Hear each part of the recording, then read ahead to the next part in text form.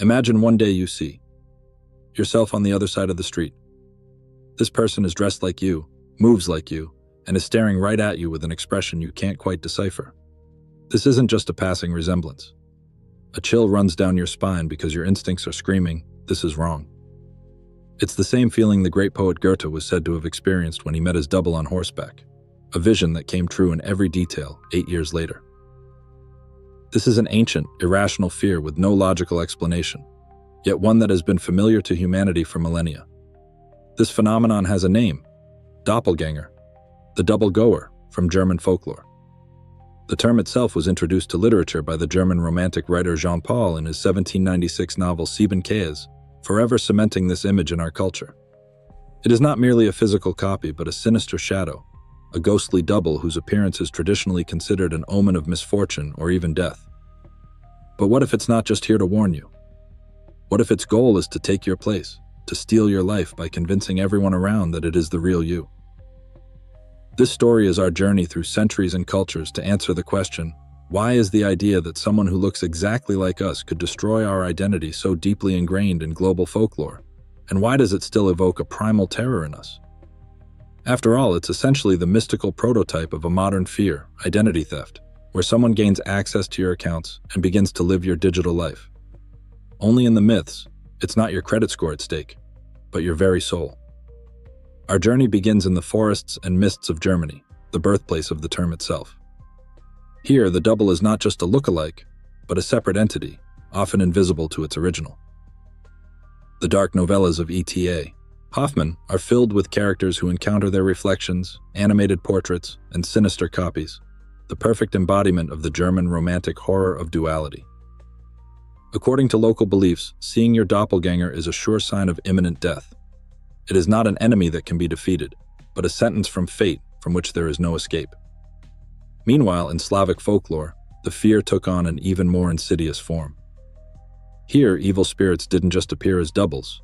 They would abduct children and leave their own changelings in their place. There were entire rituals for verification. It was believed a changeling would betray its inhuman nature if, for example, you began to boil water in an eggshell. It would supposedly be surprised and speak in an adult voice. This creature only resembled a child on the surface, but was ugly, wicked, and perpetually ill. This is not a fear for oneself, but for a loved one. The horror of thinking that the person you love is no longer themselves. To understand the universality of this idea, let's look to ancient Egypt. The Egyptians believed that every person had a Ka, one's life force, a spiritual double that continued to live after death. The Ka was depicted as an exact copy of the person. This double was not just a shadow, it required food and drink in the afterlife, which is why offerings were left in tombs. Although the Ka was not inherently sinister, the very concept of a separate but intrinsically linked astral body laid the foundation for future myths. In Scandinavian myths, there was the Vardøger, a ghostly double that preceded a person's arrival. People might hear its footsteps, the creak of a door, or see its silhouette a moment before the actual person entered the room. It can be compared to an audio track that runs a fraction of a second ahead of the video. The Vardøger is not an evil double, but rather an echo of the future. Yet it blurred the lines between reality and premonition, creating an oppressive sense of predestination. Despite cultural differences, all these myths share one thing in common: the double is a violation of the natural order. It symbolizes the idea that our uniqueness is an illusion, and that our life can be copied or stolen. It's as if someone created a perfect copy of your unique house key. In an instant, your security, your privacy, your exclusive right of entry, all of it is devalued. This is a primal fear of losing control over the one thing we believe belongs only to us, our identity. But this fear didn't always remain on the pages of folklore collections. In 1845, at a French boarding school for girls, a teacher named Émilie Saget became the center of inexplicable events, documented in detail by the researcher Robert Dale Owen. Dozens of students and colleagues claimed to have seen her double, which behaved like a phantom. It would mimic Emily's movements during a lesson, sit in her chair while she was in the garden, and silently observe everyone. When two students bravely tried to touch the ghostly figure, they felt a strange resistance, like touching a piece of fine fabric. Emily herself never saw her copy, but she grew physically weaker with each of its appearances. History has also preserved accounts of more high-profile encounters. It is said that Queen Elizabeth I of England saw a double in her bed, pale and motionless, like a corpse. She took it as an omen and died shortly thereafter. A similar legend is associated with the Russian Empress Catherine the Great. Even on the other side of the Atlantic, Abraham Lincoln, by his own admission, saw a double reflection of himself in a mirror. One face was alive, while the second was deathly pale. His wife interpreted this as a sign that he would survive his first presidential term, but not his second. Here, the double acts in its classic role, as a harbinger of death. Literature absorbed this fear and transformed it into a powerful psychological tool. In Edgar Allan Poe's story, William Wilson, the protagonist is haunted from childhood by his double, who shares his name and thwarts all his wicked plans. A particularly tormenting detail was the double's voice. He never spoke loudly, only in a whisper. But this whisper was a perfect, soul-chilling echo of Wilson's own. Here, the double is no longer an external ghost, but a materialized conscience, a better part of the personality from which one cannot escape. Fyodor Dostoevsky takes this idea to its extreme in his novella, The Double. The setting of St. Petersburg is no accident, a phantom city, a city of fog, which in Russian literature is itself a space where the boundaries of reality blur. The double of the clerk Golyadkin is his complete opposite, arrogant, successful, and beloved by all. He gradually pushes the protagonist out of his own life, driving him to complete madness. This is no longer mysticism, but a social and existential tragedy about the loss of one's self in an indifferent world. These examples show a key evolution of the archetype. From a simple omen of misfortune in folklore, the double transformed into a complex metaphor for internal conflict, a fractured consciousness, and the struggle with one's own demons. Perhaps the most terrifying move in the history of horror occurred. The monster stopped knocking on the door from the outside and took up residence inside our heads. It ceased to be merely an external horror and became an internal one, making it all the more terrifying. To understand why this internal monster is so potent, we should turn to psychology. In his 1919 essay, The Uncanny, Sigmund Freud gave this feeling a precise definition. The German word itself, unheimlich, is brilliant in its essence. Heimlich means homely or familiar, and the prefix un inverts its meaning. The uncanny, according to Freud, is not something entirely new and alien, but rather something familiar and intimate that has been repressed and then returns in a distorted, frightening form. The doppelganger is the perfect embodiment of this principle. It is us, and yet, at the same time, it is utterly not us. It strikes at the very foundation of our existence, our belief in our own uniqueness. Our entire life is built on the idea that I am me. The appearance of an exact copy instantly devalues this core tenet. It's like the feeling you get when you discover that your special tattoo is actually a popular design from a catalog. If there is another me, then which one of us is real? This is an existential horror, the fear of being replaceable, of being erased from reality. And this fear of replacement is not just a philosophical abstraction. It has a reflection in medicine.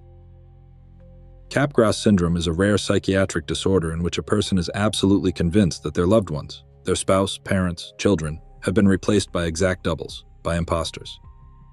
Neurobiologists suggest this is the result of a disconnect between visual recognition in the brain and emotional response. The patient sees their spouse's face, and their brain says, "Yes, that's her." But the emotional center remains silent. There is no familiar warmth. And so, a terrifying conclusion is born. She looks like her, but I feel nothing. Therefore, she is not her. There is also the purely neurological phenomenon of otoscopy, or seeing oneself. This is a visual hallucination often associated with disturbances in the brain's temporoparietal junction. Moreover, Swiss neuroscientist Olaf Blanke was able to artificially induce in patients the sensation of a shadowy figure behind them that mimicked their movements. He simply stimulated a specific area of the brain with electrical impulses. This proves that the experience of meeting a double can be not a mystical event, but a real, albeit anomalous, product of our own consciousness. Perhaps this fear also has deeper evolutionary roots.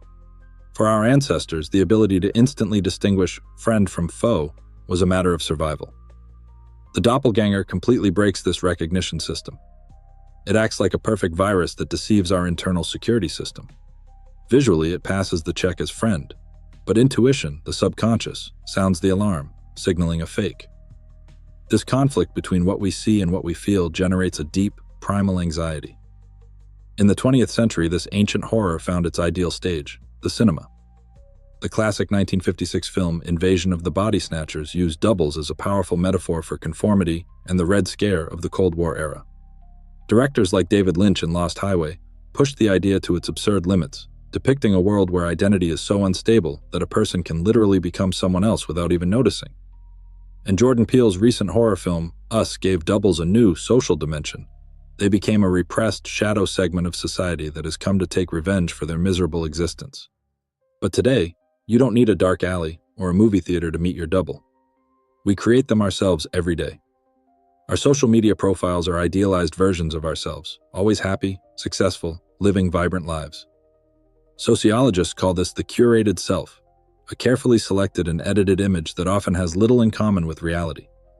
This digital avatar begins to live its own life, and we become anxious when reality doesn't measure up to this perfect double. The internet has also spawned another phenomenon: twin strangers. Projects like Twin Strangers purposefully search for people's lookalikes around the world, and the results can be shockingly accurate.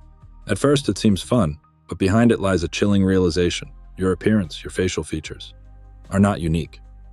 Somewhere out there is a person who could be mistaken for you. And what if they aren't as good a person as you are? Technology has made this ancient fear a reality. Deepfakes can create a perfect digital copy of anyone, making them say and do anything. Imagine a video where a world leader announces a nuclear strike, or where a loved one confesses to a terrible crime. The technology has reached a point where even experts cannot always distinguish a fake. Now, a double can not only steal your life in a mystical sense, but destroy your reputation in the real world with a video that is indistinguishable from the real thing. The ancient folkloric horror has become a technological threat. Thus, we see that the doppelganger is not just a monster from fairy tales.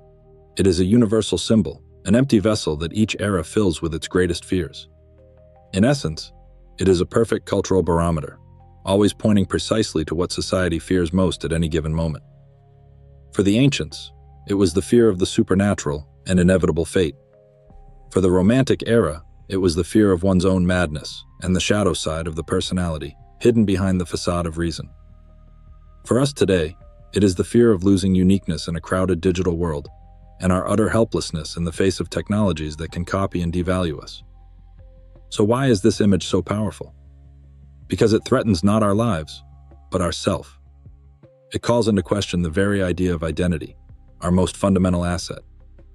As Jorge Luis Borges wrote, the idea of mirrors and copies is horrifying because it multiplies the number of people, making each individual less significant. The doppelganger proves that we are replaceable. It is the living embodiment of our deepest fear of being a nobody, of being erased, forgotten, and replaced by someone who might even handle our life better than we do. This is the ultimate form of existential horror. And perhaps the most important lesson the myth of the double teaches us is that we always look for the enemy outside ourselves. We fear the phantom that will emerge from the mist and take everything away. But what if the most terrifying double is not the one we meet on the street, but the one who has long been living inside us? The psychoanalyst Carl Jung would call this the shadow, the sum of all our repressed dark qualities that we refuse to acknowledge in ourselves. The version of us that we suppress out of fear or shame. Our unfulfilled ambitions, our secret desires, our hidden rage. And then the main question is not, what if I meet my double? But what if one day I become it?